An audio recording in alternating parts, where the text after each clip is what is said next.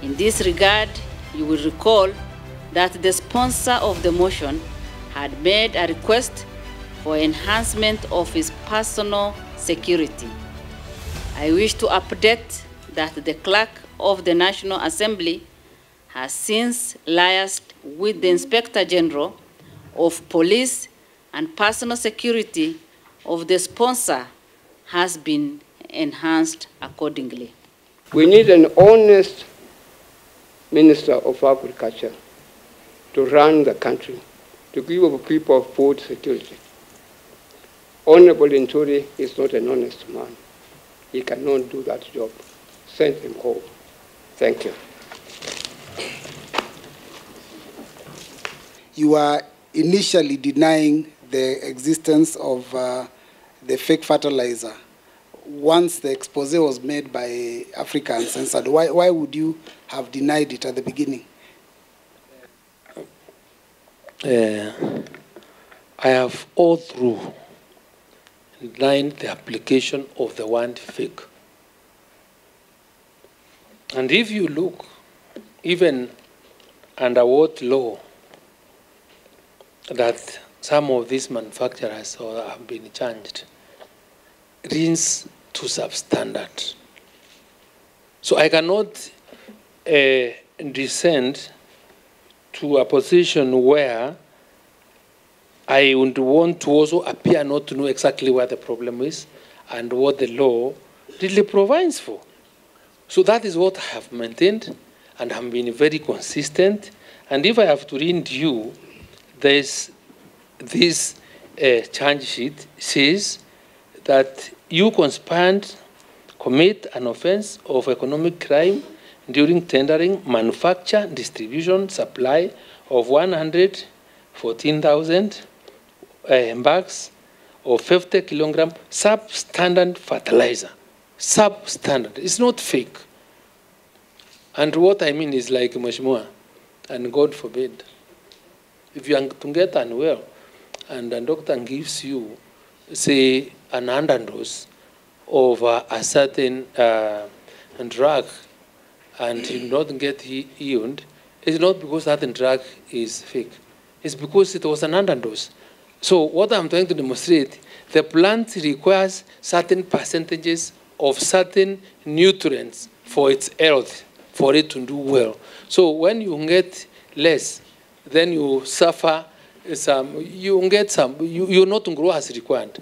Just like children who do not take the right food with the right nutrition will suffer from malnutrition, which is finally curable by proper feeding, proper diet. So we are saying our plants have been given fertilizer that does not meet the required standards of the nutrient they require, but we can remain the situation. You're waiting for what to happen so that you handle this issue. Honorable Wamboka, this morning you were not here, but we had already made a ruling on that. My closing remarks as we conclude this. Honorable members, the closing statement by the sponsor of the motion and the Cabinet Secretary marks the end of the investigation process.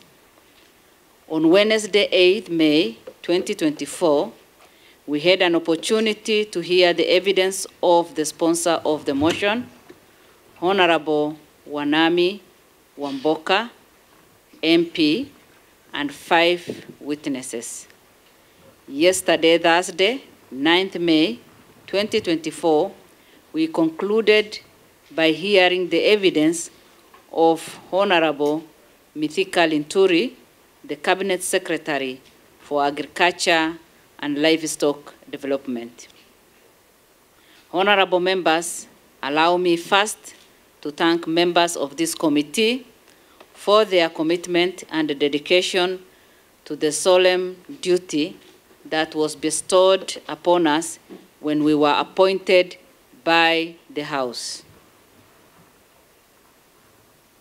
I also take this opportunity to thank all the media houses that have been present since this process began, and up to today, and even after here, because I know it is their duty to release the information as needed by the citizens.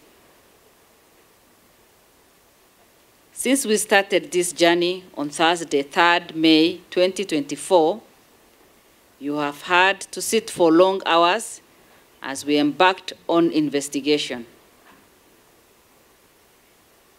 process, and I'm referring to our committee members because we have been sitting for long hours since Wednesday, 8th May, and especially that particular day was quite a heavy day where members had to sit for long hours and for doing what we needed to have done and given the attention that this deserves. I must thank you immensely for staying the course and for your invaluable contribution. Specifically, I recognize your commitment and sacrifice to sit on a public holiday. Honorable members, as you are aware, this is the first time a special motion for dismissal of Cabinet Secretary passed through various stages in the House and reached the investigation stage.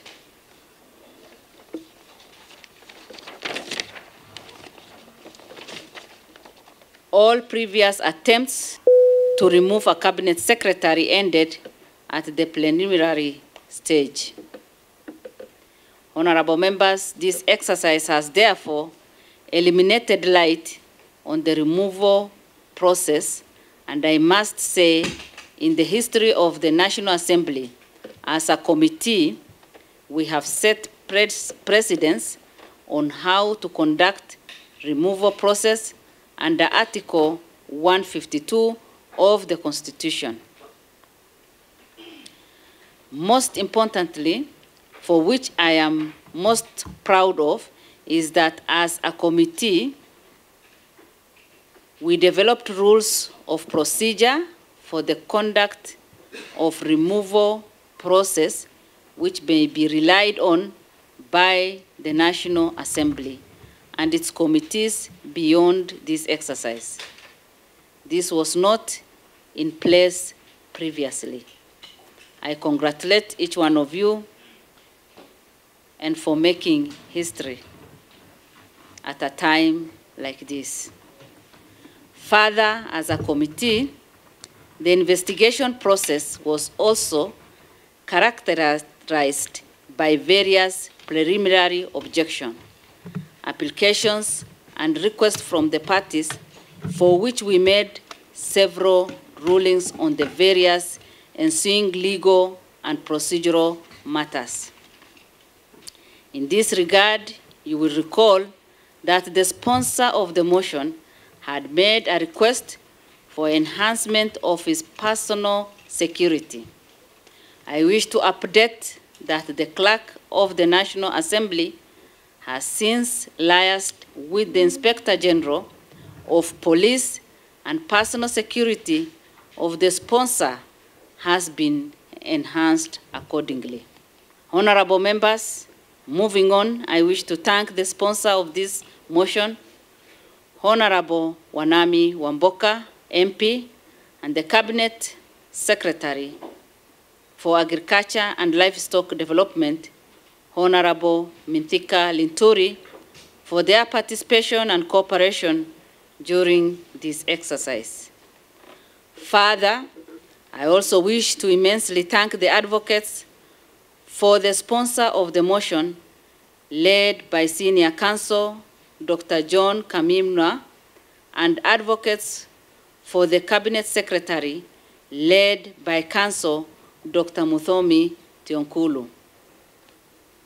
You all made your cases for your clients, and we have heard you loud and clear.